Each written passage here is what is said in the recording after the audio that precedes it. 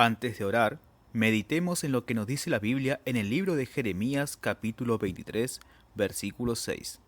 En sus días será salvo Judá, e Israel habitará confiado.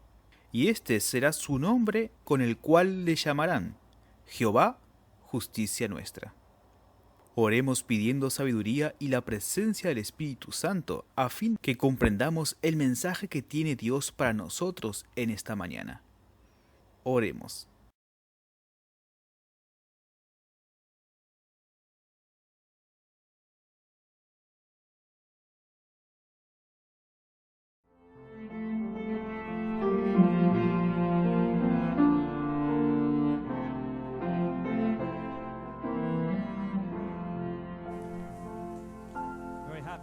Obviamente habíamos planeado tener una conferencia en persona, pero debido a las circunstancias de lo que ha sucedido en las semanas pasadas, estamos teniendo esta conferencia vía internet.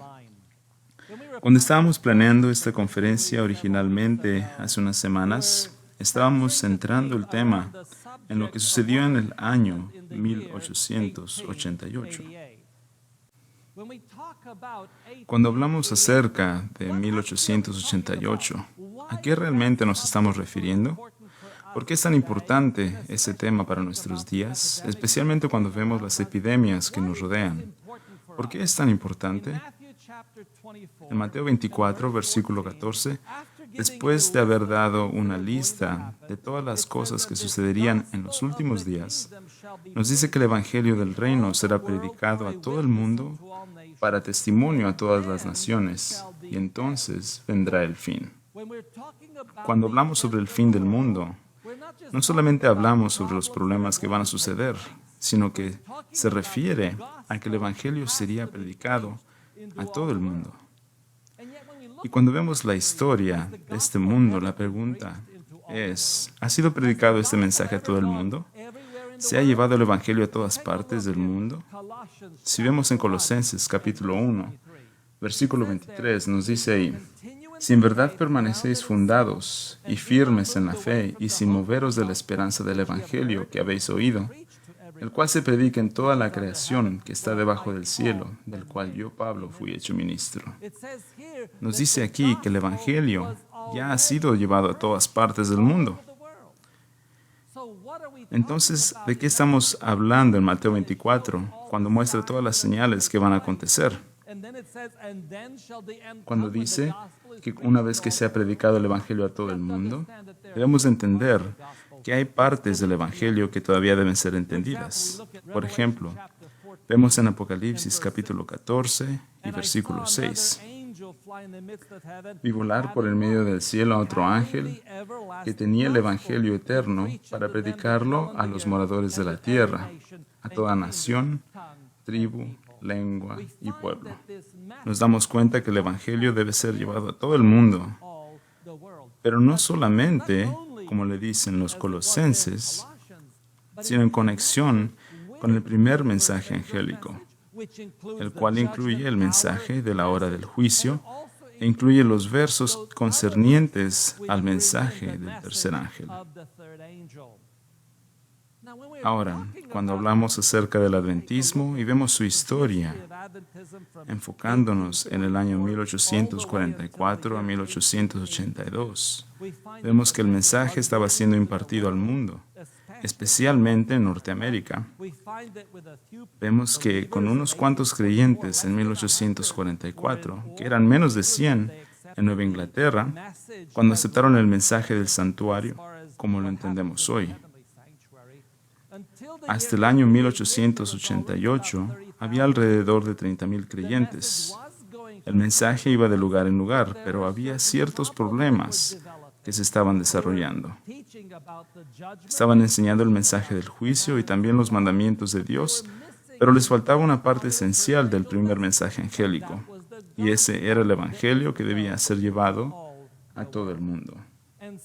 Entonces, cuando analizamos los acontecimientos de 1842 hasta 1888, esos cuantos años que nos llevan hasta el mensaje de 1888, ¿cuál era la condición de la iglesia en ese tiempo? Leemos en el Servicio Cristiano, página 49. La iglesia ha dejado de seguir en pos de Cristo, su líder, y está volviéndose firmemente hacia Egipto. ¿Se pueden imaginar esto? He aquí una iglesia que tiene el mensaje, tiene los 3 mensajes angélicos, tiene la ley de Dios claramente presentando el evangelio al mundo. Sin embargo, ¿qué está sucediendo? Poco a poco está regresando a Egipto. Y no solo eso, en el año de 1888, en Review and Herald, nos pinta un panorama más grave aún. Nos dice, los hechos concernientes a la verdadera condición del profeso pueblo de Dios hablan más fuerte que su profesión, evidencian que algún poder ha cortado el cable que los anclaba a la roca eterna, y están a la deriva, adentrándose al mar sin mapa ni brújula. ¿Se pueden imaginar lo que nos dice aquí? Aquí está asimilando la iglesia a un barco en el mar, y el cable que lo anclaba a la roca eterna ha sido cortado, y está a la deriva en mar abierto, y no tiene mapa ni brújula. ¿Cuál es entonces la solución para una iglesia como esta? ¿Cuál es la solución para una situación en la cual la iglesia ha rechazado a Cristo, le ha dado la espalda a Jesús, poco a poco está regresando a Egipto? Es como un barco sin ancla, sin mapa y sin brújula. ¿Cuál es la solución para este problema? Es interesante notar que hasta ahora estamos hablando sobre el año 1882, que es apenas unos años antes de la sesión de la Conferencia General de 1888. Y cuando vino el mensaje de que la iglesia le había dado la espalda a Jesús y estaba firmemente regresando a Egipto, el Dios que adoramos no es solamente un Dios que identifica problemas, sino un Dios que también provee soluciones. Y es interesante notar que en ese mismo año algo más estaba aconteciendo.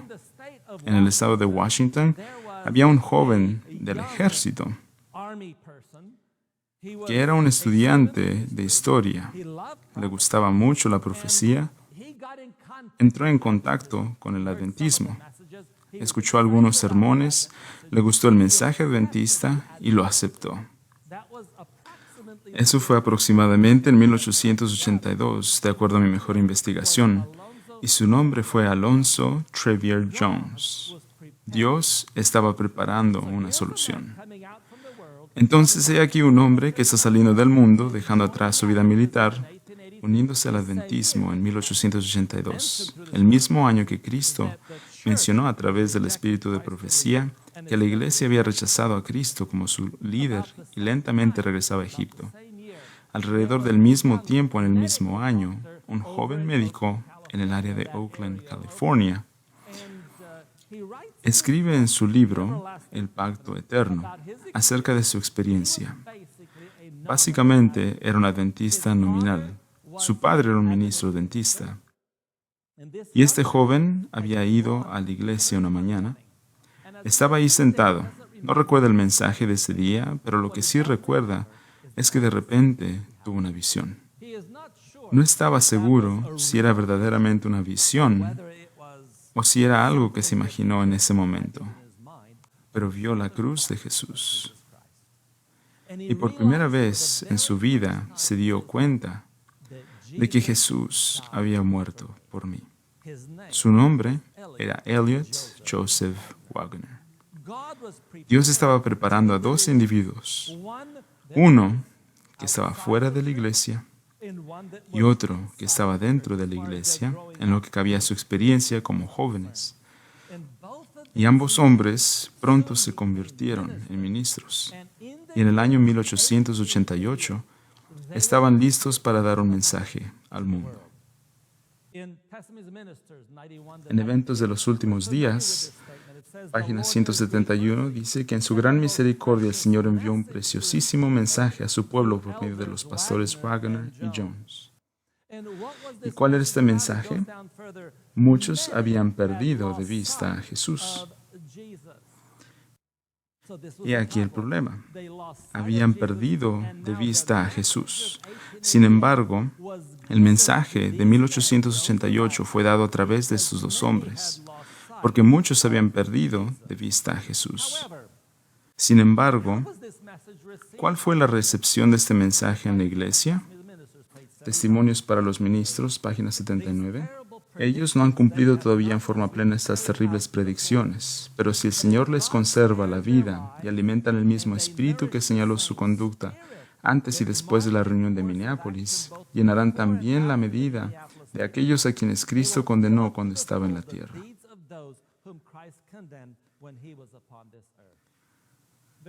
Claramente, este era el rechazo del mensaje que fue dado por esos hombres. Continúa diciendo, algunos han estado cultivando odio. Entonces no solamente rechazaban el mensaje, sino estaban cultivando el odio contra los hombres a quienes Dios ha comisionado para presentar un mensaje especial al mundo. Comenzaron esta obra satánica en Minneapolis.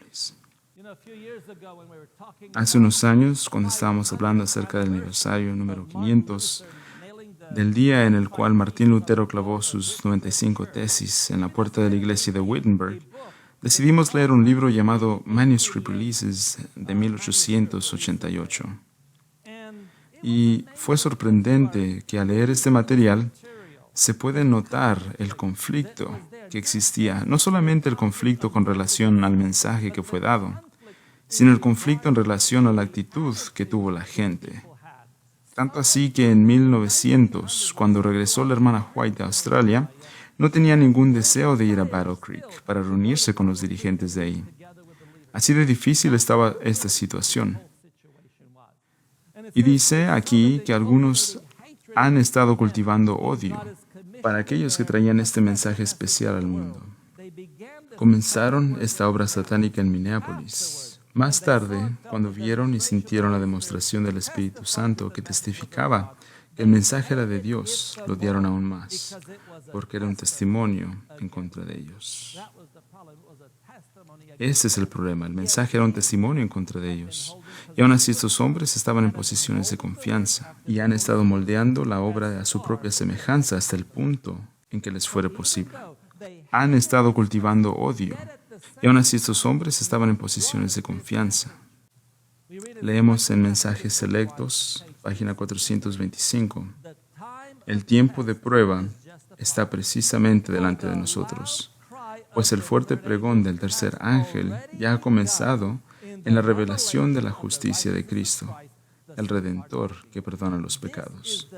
Este es el comienzo de la luz del ángel cuya gloria llenará toda la tierra. ¿Se puede imaginar? Dios ha preparado individuos para traer la solución a su iglesia y sus problemas. La iglesia ha abandonado a Jesucristo, tienen la forma superficial del mensaje y aún así se alejaron de Jesucristo. Entonces Dios preparó individuos para que les trajera un mensaje que solucionara este problema. Rechazan ese mensaje, pero a pesar de que han rechazado este mensaje, este es el comienzo de la luz de ese ángel cuya gloria llenará toda la tierra. Entonces, Dios aún iba a cumplir su propósito. Analicemos entonces por unos momentos, mañana entraremos en más detalles, pero vamos a analizar lo que es este mensaje de 1888. ¿Cuál era su propósito? ¿Cuál era su intención de Dios al traer este mensaje por medio de estos ministros jóvenes? Bueno, no eran tan jóvenes, ya no estaban en sus 20s, pero eran jóvenes como para ser ministros. ¿Y cuál fue la intención de Dios? Eventos de los últimos días, 171. Este mensaje tenía que presentar en forma más destacada ante el mundo al sublime Salvador, el sacrificio por los pecados del mundo entero. ¿Cuál fue el propósito de este mensaje? Era para traer prominentemente ante el mundo ¿a quién? Era para traer a Jesús delante del mundo. Sí, la iglesia se había alejado y rechazado a Cristo como su líder, estaba firmemente regresando a Egipto, era como un barco en mar abierto, sin mapa y sin brújula, y su ancla había sido cortada, la cual lo sostenía a Jesucristo. ¿Y este mensaje era para traer qué? Era para traer Jesús de regreso a la iglesia, para traer a Jesús de regreso a la gente. Esa era la intención de este mensaje y continúa. ¿Cómo hace esto? La justificación por la fe en el garante. Invitaba a la gente a recibir la justicia de Cristo, que se manifiesta en la obediencia a todos los mandamientos de Dios. Entonces, cuando hablamos sobre el mensaje de 1888, ¿qué es lo que está haciendo? Está trayendo justificación a través de la fe en Jesucristo, invita a la gente que acepte la justicia de Cristo, y el resultado es una vida nueva, la cual es la obediencia a todos los mandamientos de Dios. Continúa diciendo, necesitaban dirigir sus ojos a su divina persona, a sus méritos, a su amor inalterable por la familia humana. ¿Cuál fue la solución? Traer la atención de la gente nuevamente a Jesús como el ser divino. Era la divinidad de Jesús lo que era importante en este mensaje. Y unido con la divinidad de Cristo estaban los méritos de Jesús como ser humano, viviendo en este mundo. Y claro, su amor inmutable por la familia humana. Entonces, cuando hablamos sobre el mensaje de 1888, no es solamente hablar de Jesús como una persona y lo que Él hizo. En Colosenses capítulo 1, versículo 27, nos dice así, a quienes Dios quiso dar a conocer las riquezas de la gloria de este misterio entre los gentiles, que es Cristo en vosotros, la esperanza de gloria. ¿De qué se trata este mensaje? No es solamente entender la teoría del mensaje. Muchas veces hemos analizado el mensaje de 1888 en tantas facetas diferentes y tratamos de recibir un entendimiento teológico de este mensaje y aún así nos perdemos la esencia que debe ser Cristo en ti, la esperanza de gloria. ¿Qué significa esto? ¿Qué significa Cristo en ti? ¿Qué es lo que estamos analizando cuando leemos este pasaje? En Apocalipsis 19, habla acerca de la imagen de la iglesia en el futuro. Dice así, y a ella se le ha concedido que se vista de lino fino, limpio y resplandeciente, porque el lino fino es de las acciones justas de los santos. Eso es muy interesante. Por primera vez leemos en la Biblia sobre la justicia de los santos. Siempre escuchamos acerca de la justicia de Cristo. Estudiamos sobre la justicia de Cristo, pero aquí dice la justicia de los santos. ¿A qué se refiere cuando dice justicia de los santos? ¿Cómo es que se vuelve nuestra justicia? En el gran conflicto lo aclara. En la página 646, la palma que llevan en la mano es símbolo de su triunfo. La vestidura blanca, emblema de la justicia perfecta de Cristo, que es ahora de ellos. Aquí está la clave. Aún es la justicia inmaculada de Cristo, pero su justicia debe convertirse en mi justicia. Debe pertenecerme a mí. Es por esto que cuando hablamos sobre la justicia de Cristo, cuando hablamos sobre la justificación por la fe, cuando hablamos sobre el mensaje de 1888, debemos entender que este mensaje es práctico. No es el hablar solamente de una cosa teórica, no es el asegurarnos que entendemos todos los detalles minuciosamente. Algunos tal vez no lleguen a entender tales detalles, pero entienden el significado y la esencia del mensaje, lo cual es un cambio de vida. Eso es lo que Dios quiere que entendamos de este mensaje. En el libro Reflejemos a Jesús, página 95, dice, podemos guardar la ley solo apropiándonos de la justicia de Cristo. ¿Qué es lo que debe suceder con su justicia? Debe pertenecerme a mí. La justicia de Cristo no es solamente de Él, allá en el cielo, sino que debe pertenecerme a mí. ¿Cómo podemos lograr esto? ¿Cómo es posible que yo pueda vivir una vida justa? Cuando estudiamos la vida de Jesús y su perfección, ¿cómo puede ser mía? En Gálatas 3, versículo 11, lo aclara. Y que por la ley ninguno se justifica para con Dios. Es evidente porque el justo por la fe vivirá. ¿Cómo vivirá el justo? Vivirán por la fe. En otras palabras, mi fe, la fe que tengo, debe cambiar mi vida. Si no está cambiando mi vida, entonces algo anda mal con esa fe. Porque el justo vivirá por la fe. Entonces, cuando hablamos sobre la justificación por la fe, cuando hablamos sobre Cristo, justicia nuestra, cuando hablamos sobre el mensaje de 1888, ¿qué es lo que hizo a este mensaje tan repulsivo a la gente de aquel tiempo? ¿Por qué fue que esos líderes en 1888 rechazaron el mensaje? Lo odiaron en gran manera.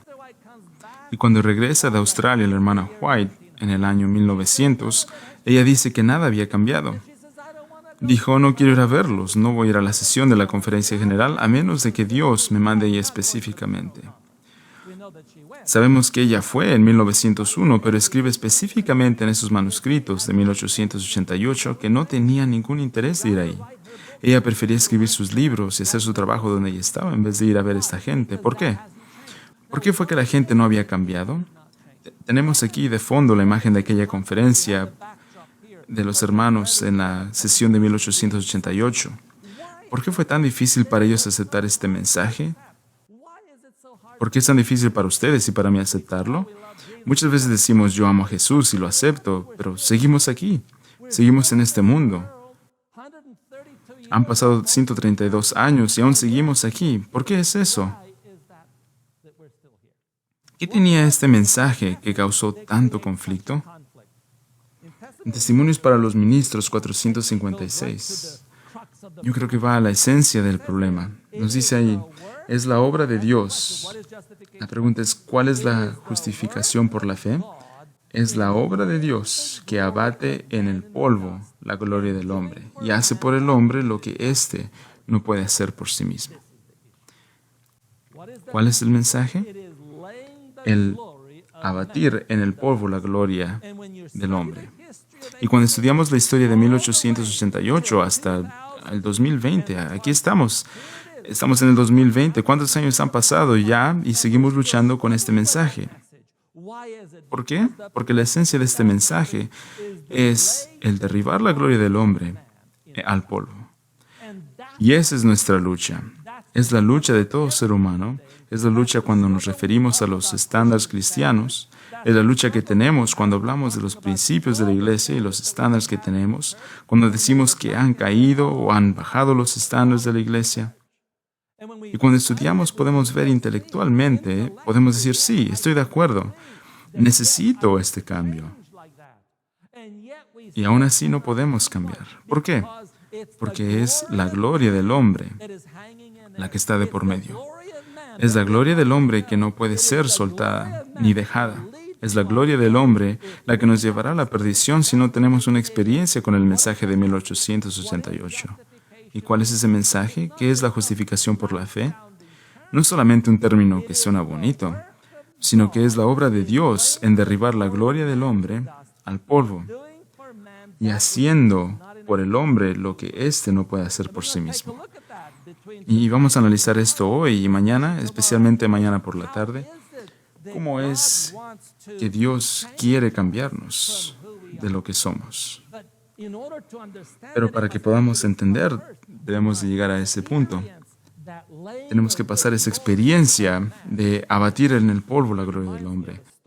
Me recuerda una historia que escuché hace un tiempo acerca de un rey que no creía en Dios. Y él le dijo a sus súbditos, quiero que me prueben dos cosas. Pruébenme que Dios existe al mostrarme su poder. Y la segunda es, ¿qué es lo que hace Dios? Entonces le dio a sus hombres sabios 30 días para que pudieran venir con la respuesta. Si no, él los iba a matar, si no le comprobaban que Dios existía, porque ellos decían que Dios existía. Entonces estos hombres sabios fueron a través de todo el reino y 30 días después ellos estaban acongojados porque no encontraron la respuesta y venían de regreso a ver al rey y en el camino se encontraron con un hombre que muchos lo conocen a este tipo de gente como gitanos. Y él dijo, eso es algo muy fácil de explicar. Y ellos le dijeron, ¿cómo que es fácil explicarle eso al rey? Él nos va a matar si no traemos la respuesta. Y ellos no tenían ninguna otra opción. Ellos o le daban esa opción al hombre, le permitían que viniera con ellos, o iban a morir. Entonces este hombre gitano viene con ellos para demostrarle al rey la respuesta a estas preguntas. Y el rey le dice, primeramente, demuéstrame que Dios existe mostrando su poder. Y el hombre gitano le dice, es muy simple, ven acá afuera, y le dice, mira hacia el sol. Y el rey miró al sol, pero comenzó a cerrar sus ojos porque estaba muy brillante el sol. Y el hombre le dijo, no, no cierres los ojos, ve directamente hacia el sol. Y el rey dice, no, no puedo ver directamente al sol. Y el gitano le dice, ¿cómo entonces esperas entender a Dios si ni siquiera puedes mirar a uno de sus siervos más pequeños y más humildes? Y el rey dijo, está bien, acepto esa respuesta. Entonces, ¿qué es lo que hace Dios? El gitano le dice, bueno, te puedo mostrar lo que hace Dios, pero no aquí en el palacio. Es imposible demostrarte lo que hace Dios. Si puedes traer tu trono y llevarlo al bosque. Allí en el bosque yo te voy a enseñar lo que hace Dios. Entonces llevan su trono allá al bosque y el gitano le dice al rey, quiero que te quites los zapatos. Y el rey dice, ¿me quito los zapatos? Y dice, sí, quítate los zapatos. Dice, ok, vamos a ver qué es lo que hace Dios. Entonces quita los zapatos. Entonces el gitano agarra los zapatos del rey y se los pone en sus pies. Ahora el rey estaba descalzo. Y el gitano era uno de los hombres más pobres del reino. Y el rey dice, ok, ya veo que ya tienes mis zapatos. Y ahora el hombre gitano le dice, quiero que me des tu corona. Y el rey dice, ¿quieres mi corona? Entonces él, interesado en lo que iba a decir este hombre, le dio la corona. Y el hombre se pone la corona en su cabeza. La siguiente cosa que quiero que hagas es que me des tu ropa. Entonces el rey intercambió ropas con este hombre y dice, ¿ahora qué? El hombre gitano le dice, ahora siéntate en el suelo. Y el rey se sienta en el suelo. Y el hombre gitano se sienta en el trono y dice, eso es lo que hace Dios. Él humilla a aquellos que son exaltados y exalta a aquellos que son humildes. Entonces, cuando vemos al mensaje de 1888, ese mensaje realmente es acerca de eso. Toma a las personas como el rey, que son exaltadas, y los humilla. La pregunta es, ¿estamos preparados para hacer esto? ¿Estamos preparados para ser humillados? ¿Para ser humillados en nuestras vidas? ¿O aún queremos luchar por nuestros derechos o por quienes nosotros somos? Quisiera avanzar a la siguiente sección. Más adelante vamos a estudiar acerca de este tema en esta serie. Entonces la pregunta es, ¿cómo nos afectan personalmente los eventos de 1888? En Mensajes Selectos, tomo 1, página 425, dice, este es el comienzo de la luz del ángel cuya gloria llenará toda la tierra. Entonces, ¿cuál es este mensaje de 1888? Es el principio de la luz del ángel cuya gloria llenará toda la tierra. El ángel del cual hablamos está en Apocalipsis 18, versículo 1, donde nos dice, después de esto vi a otro ángel descender del cielo con gran poder, y la gloria fue alumbrada con su gloria. Ese es el mensaje del cual estamos hablando aquí. Ese es el ángel que leemos en Mensajes Selectos. Es el comienzo de Apocalipsis 18 y versículo 1.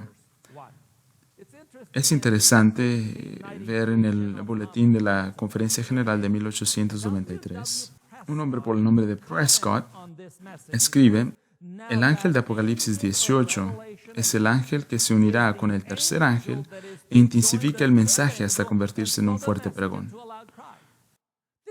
Esa no era una idea nueva, eso ya estaba circulando en 1893. Dice que este es el ángel que se unirá con el tercer ángel e intensificará el mensaje hasta convertirse en fuerte pregón. Este mensaje de la hermana White anuncia que ya ha comenzado a brillar. ¿Qué es entonces nuestro deber en este tiempo? ¿Cuál es nuestro deber mientras este mensaje ya ha comenzado a brillar? Y este ángel ya vino en 1888 a comenzar su labor. ¿Cuál es nuestro deber en ese tiempo? Es el de salir y dar el fuerte pregón del mensaje al mundo. Ese es nuestro deber. Esa es nuestra responsabilidad. El dar el fuerte pregón al mundo. Eso es lo que debemos hacer. Hace unos años antes de eso, en el año 1885, en Testimonios para los Ministros, página 299, explica este propósito. Dice, a menos que los que puedan ayudar en, y deja el lugar abierto, ya sea aquí en California del Norte, donde tenemos esta conferencia en este momento, pero tú que lo estás viendo en el internet, a menos que los que puedan ayudar en, y pueden poner su dirección aquí, despierten y comprendan cuál es su deber, no reconocerán la obra de Dios cuando se oiga el fuerte clamor del tercer ángel. No lo van a reconocer. ¿Por qué? Porque cuando la luz resplandezca para iluminar la tierra, en lugar de venir en ayuda del Señor, desearán frenar la obra para que se conforme a sus propias ideas estrechas. Dejen que yo les diga que el Señor actuará en esa etapa final de la obra en una forma muy diferente de la acostumbrada, contraria a todos los planes humanos. Y aquí tenemos dos ministros relativamente jóvenes en sus 30s. Estos jóvenes ministros vinieron a la conferencia general, dieron un mensaje ahí, y este mensaje de Dios era fuera de lo común. Era un mensaje claro. Y ese es el mensaje de que nuestra gloria tiene que ser abatida en el polvo. Hay muchas personas que vienen a la iglesia y dicen que tienen un mensaje que está fuera de lo común, no es de acuerdo a la conferencia general, pero muchas veces presentan el mensaje y están orgullosos de sus presentaciones. Vemos aquí que el mensaje, la obra, tiene que comenzar con el mensajero. Es ahí donde tiene que comenzar el cambio. Debemos orar al Señor que cuando estemos dando este mensaje, que nuestros corazones han sido tocados personalmente con este mensaje que le damos al mundo. Continúa diciendo, habrá entre nosotros personas que siempre querrán controlar la obra de Dios y dictar hasta los movimientos que deberán hacerse cuando la obra avance bajo la dirección de ese ángel que se une al tercero para dar el mensaje que ha de ser comunicado al mundo. Esa es la obra que debe ser dirigida por ese otro ángel. Ahora, cuando hablamos acerca de ese otro ángel, hay cosas que van a suceder en este mundo que son realmente relevantes para nosotros hoy. Muchos de nosotros estamos encerrados en nuestras casas, no podemos salir, no podemos tener servicios en nuestras iglesias. Hay muchas cosas que no podemos hacer, incluso comprar algunas cosas. En Apocalipsis 14, 9 y 10 nos dice, el tercer ángel lo siguió, diciendo a gran voz, si alguno adora a la bestia y a su imagen y recibe la marca en su frente o en su mano, él también beberá del vino de la ira de Dios, que ha sido vaciado puro en el cáliz de su ira, y será atormentado con fuego y azufre delante de los santos ángeles y del Cordero. Aquí encontramos que aquellos que rechazan el mensaje del tercer ángel van a recibir la ira de Dios, la cual es derramada sin mezcla de misericordia. Cuando hablamos acerca de la ira de Dios, ¿a qué realmente nos estamos refiriendo? ¿Qué es exactamente la ira de Dios que va a ser derramada? Lo encontramos en Apocalipsis 15, versículo 1. Vi en el cielo otra señal, grande y admirable, 7 ángeles que tenían las 7 plagas postreras, porque en ellas se consumaba la ira de Dios. Cuando hablamos sobre la ira de Dios sin mezcla de misericordia, estamos hablando específicamente acerca de las últimas 7 plagas. Las plagas son cosas que vienen con destrucción. Y en estos días hay mucha preocupación acerca de este COVID-19, este germen, este virus que está atormentando al mundo. La gente está muriendo a diestra y siniestra, miles de personas están muriendo. Se han aterrorizado las naciones. Hace unos cuantas semanas, la economía de Estados Unidos estaba creciendo de una manera robusta, como no lo había hecho en mucho tiempo. Todo parecía maravilloso, y no solamente en los Estados Unidos, sino en todo el mundo. Y unas semanas después, todo fue cerrado, todo se vino para abajo por causa de un virus. ¿Es una de las últimas de las plagas postreras? ¿Es lo que está sucediendo en el mundo? Realmente no lo es. Pero es interesante ver en Consejos para la Iglesia, página 606. Dice, nuestra propia conducta determinará si recibiremos el sello del Dios viviente o si seremos abatidos por las armas destructoras. Y escuchen esto. Ya han caído sobre la tierra algunas gotas de la ira divina. Pero cuando se derramen las 7 últimas plagas sin mixtura en la copa de su indignación, entonces será para siempre demasiado tarde para arrepentirse y hallar refugio. No habrá entonces sangre expiatoria que lave las manchas del pecado. Entonces las cosas de esta naturaleza, ya sea el COVID-19, o si fuera el swine flu que mató a miles de personas, o si sean tsunamis que acontecen, cualquiera de una de estas cosas, apenas son gotas de la ira de Dios que está cayendo sobre la tierra. Y es durante este tiempo que necesitamos tomar tiempo para reconsiderar nuestras acciones. A veces estamos muy ocupados en la vida. Últimamente hemos estado muy ocupados. Ya sé que estamos hablando de nuestras finanzas, asegurarnos que todo esté yendo bien, planeando nuestro retiro, planeando todas estas cosas. Y no nos enfocamos lo suficiente en nuestro propósito en la iglesia. No valoramos el ir a la iglesia. El ir a la iglesia es algo que normalmente hacemos. Y ni siquiera llegamos a tiempo a veces. Decimos, eso es normal. Si estoy ahí o no, eso no hace diferencia. Pero ¿qué va a suceder cuando no podamos ir a la iglesia? Cuando todas las iglesias estén cerradas por la ley. Y no solamente en los Estados Unidos, sino en todas partes del mundo. Entonces ahora es el tiempo apropiado para pensar en por qué estamos aquí. ¿Estamos cumpliendo nuestro propósito? ¿Ustedes están cumpliendo su propósito en su vida que Dios ha apartado para ustedes? En Testimonios Selectos, página 282, cuando hablamos acerca de las últimas plagas, Dios no va a permitir que caigan a menos de que algo suceda. ¿Se acuerdan del versículo que leímos de Mateo 24? Aquí nos dice, el Señor Dios del cielo no enviará al mundo sus juicios por la desobediencia y la transgresión antes de haber enviado sus atalayas para que den la amonestación. No cerrará el tiempo de gracia hasta que el mensaje haya sido más claramente proclamado. El mensaje debe ser esparcido a todo el mundo. Sí, tenemos que hacerlo personalmente, pero algunos de ustedes no lo pueden hacer, pero lo pueden hacer financieramente. Pueden patrocinar diferentes proyectos. Ahorita ni siquiera estamos yendo a la iglesia a colectar los diezmos ni las ofrendas, pero aún lo pueden mandar vía electrónicamente para el avance de su causa. Estamos grabando ahorita en Roanoke y estamos construyendo un centro educacional y tenemos fondos para eso.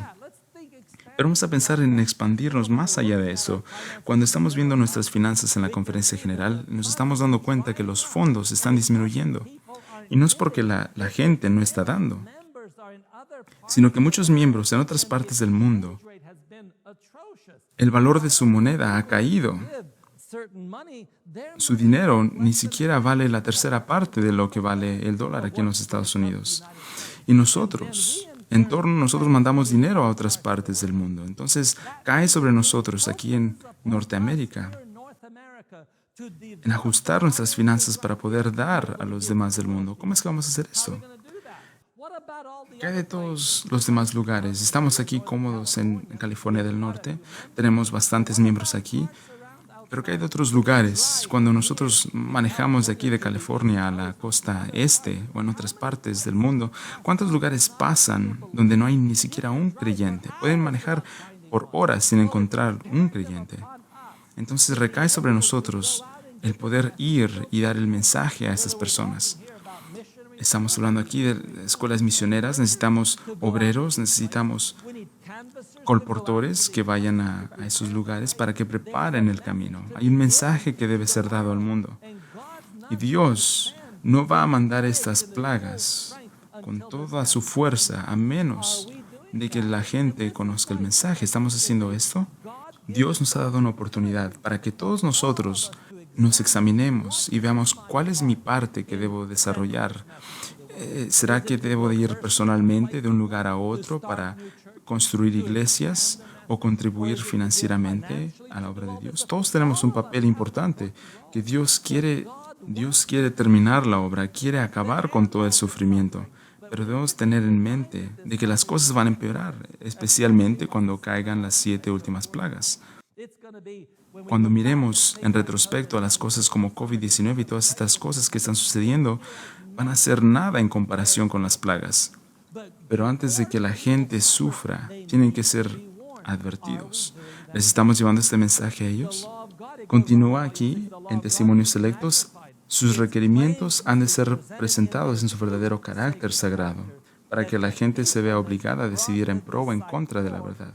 Sin embargo, la obra será abreviada en justicia.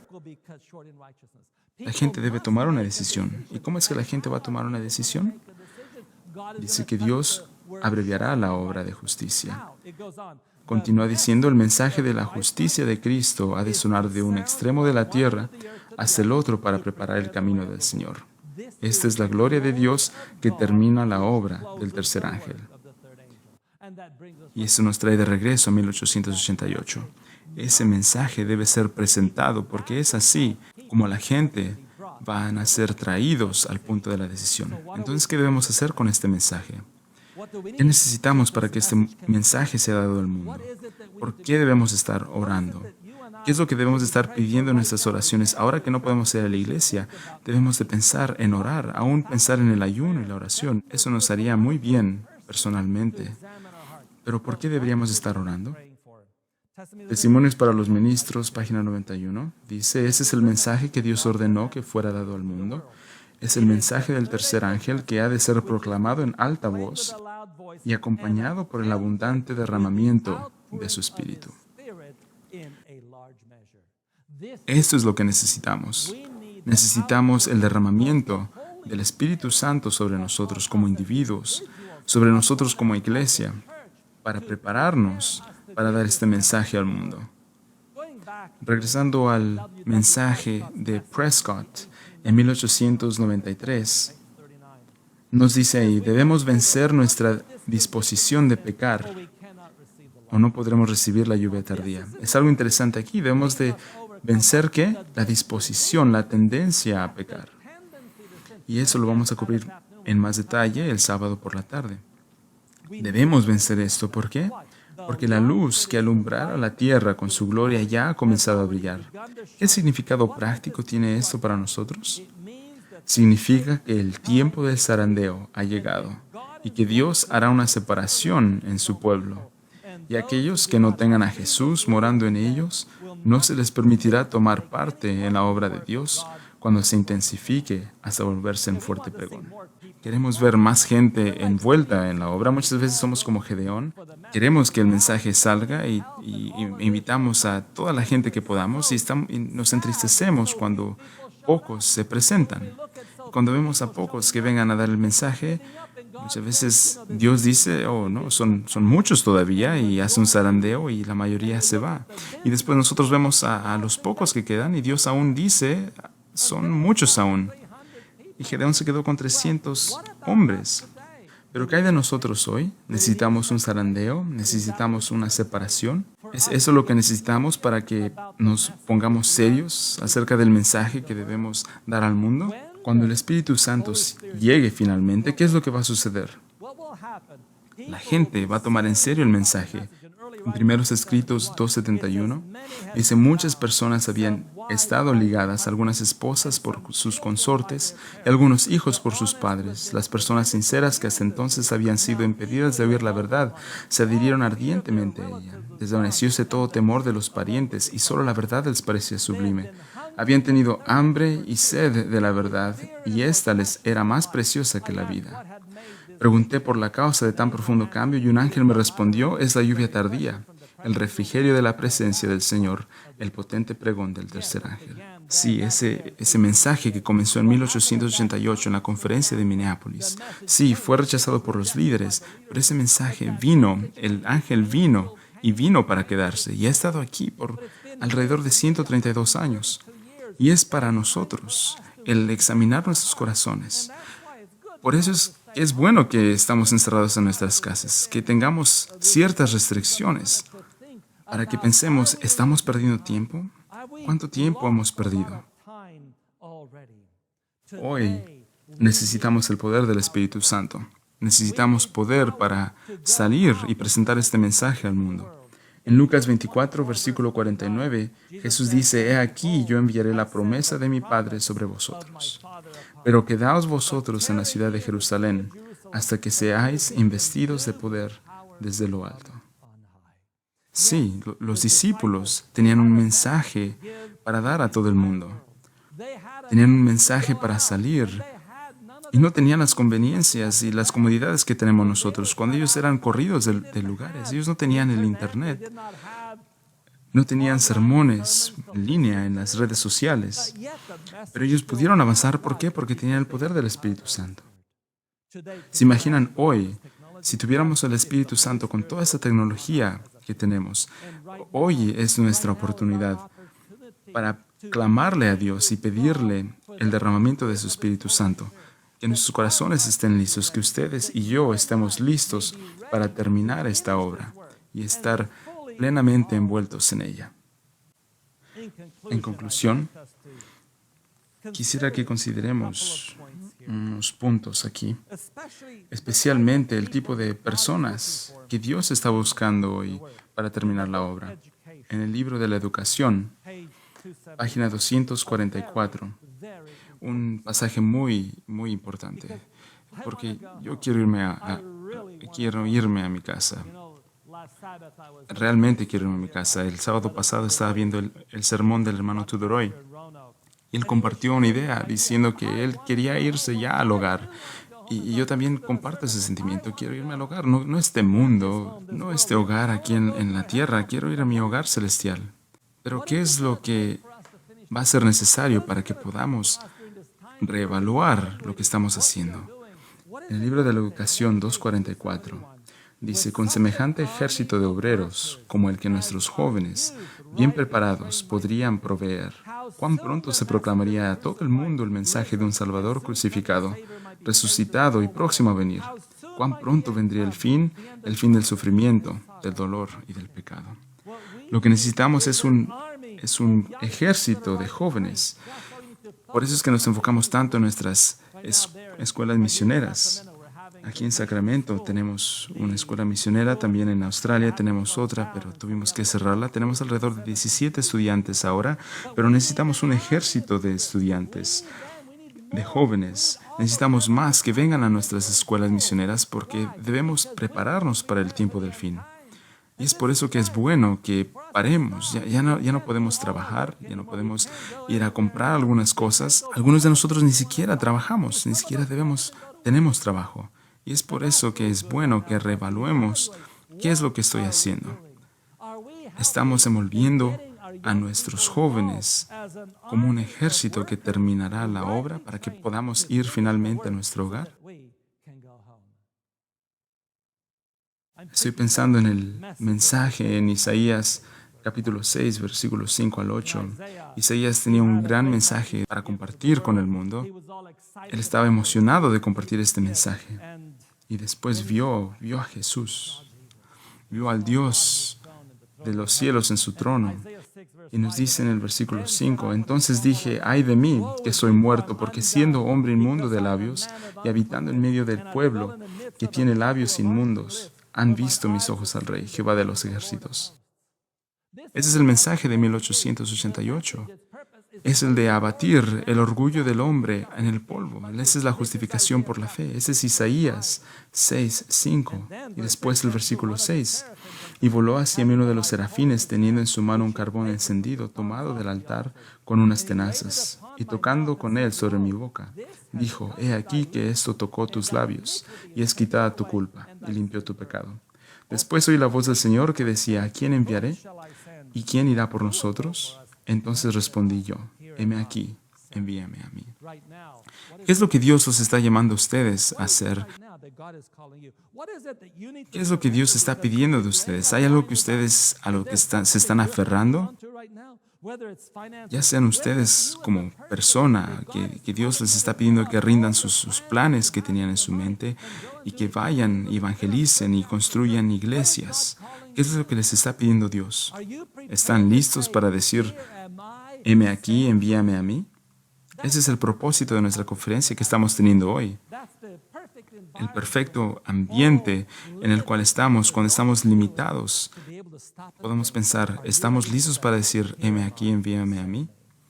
El Señor nos ayude para que estemos preparados para recibir este mensaje hoy.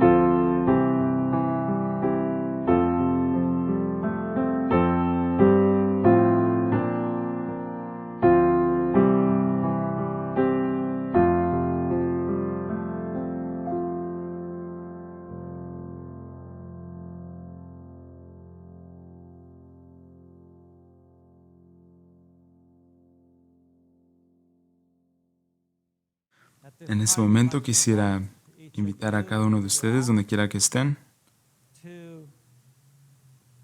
a que tengan un momento de examinación personal mientras oramos. Doblemos nuestras rodillas, aquellos los que podamos. Nuestro Padre misericordioso que estás en los cielos, estamos agradecidos por tus bendiciones. Queremos agradecerte porque nos has dado una oportunidad de reexaminar nuestros corazones. Sabemos que tu deseo no era ver tanta gente muerta por las plagas que están atacando este país y al mundo entero, pero sabemos que estás permitiendo que sucedan. Y para nosotros Te pedimos que nos ayudes a que examinemos nuestros corazones para entender lo que quieres que hagamos. Cuando dice que debemos de abatir nuestro orgullo y nuestra gloria en el polvo, ayúdanos para entender qué significa personalmente para nosotros, para rendirnos a ti y estar preparados para la eternidad. Perdona nuestros pecados. Perdónanos como iglesia por nuestra negligencia. Perdona que hemos retrasado casi por 132 años tu venida. Y ayúdanos hoy para que podamos tener un nuevo comienzo en nuestras vidas. Oramos esto en el nombre de Cristo Jesús. Amén.